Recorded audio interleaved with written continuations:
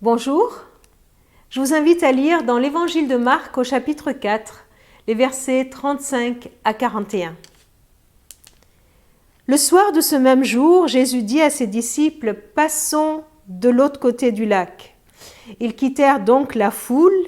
Les disciples amenèrent Jésus dans la barque où il se trouvait encore. D'autres barques étaient près de lui. Et voilà qu'un vent violent se mit à souffler. Les vagues se jetaient dans la barque à tel point que déjà elle se remplissait d'eau.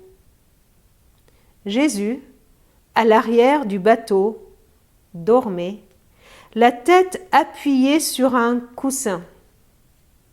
Ses disciples le réveillèrent alors en criant « Maître, nous allons mourir, cela ne te fait donc rien ?»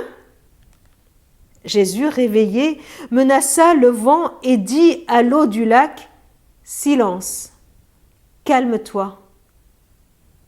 Alors le vent tomba, il y eut un grand calme. Puis Jésus dit aux disciples « Pourquoi avez-vous si peur ? N'avez-vous pas encore confiance ?»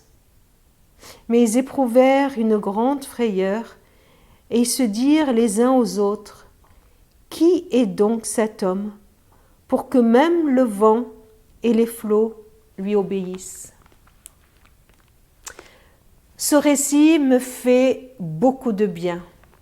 Tout d'abord parce qu'il me montre que comme les disciples, je peux me retrouver en pleine tempête, en pleine difficulté, alors que j'ai juste obéi à un ordre de Jésus.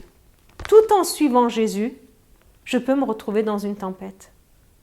Ce texte aussi me rassure quand je vois la panique dans laquelle se trouvaient les disciples, parce que moi aussi, je panique facilement. Je comprends tellement le cri des disciples. « Maître, nous allons mourir, cela ne te fait rien ?» Un cri qui sort du cœur parce qu'ils voient Jésus dormir. Et devant notre incompréhension de la non-action de Jésus, en plein milieu d'une tempête, nous aussi nous avons envie de crier « Mais Jésus, pourquoi tu ne fais rien ? Ça ne fait rien qu'on soit sur le point de mourir ?» Et on peut se demander si Jésus se soucie vraiment de ce que je suis en train de vivre, de ce que nous sommes en train de vivre. Mais en même temps, je trouve cette question tellement déplacée.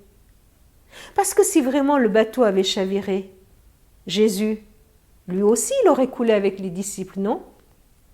Mais ce qui est encore plus étrange, c'est d'oser demander à Jésus, Fils de Dieu venu sur terre, donner sa vie pour sauver l'humanité, dont les disciples et moi en faisons partie, d'oser lui demander s'il se soucie de nous.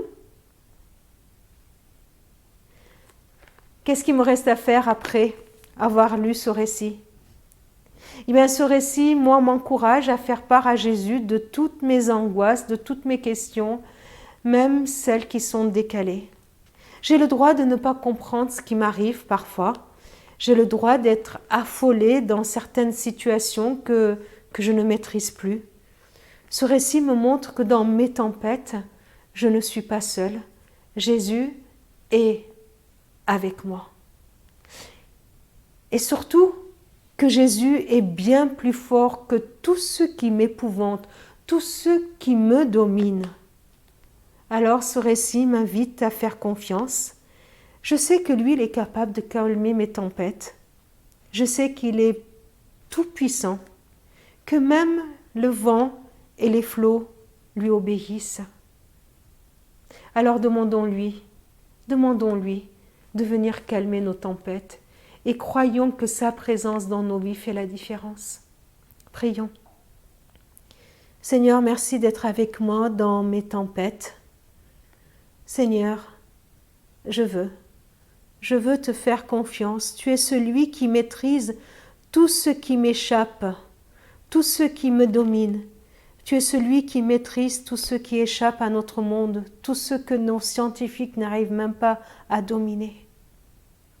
Je te prie, Seigneur, pour que tu gardes mon cœur dans le calme et la confiance. Amen. N'hésitez pas à nous faire part aussi de vos remarques, de ce qui, dans ce récit, vous touche, vous, par le chat ou en nous envoyant des emails. Je vous souhaite une bonne journée. À demain.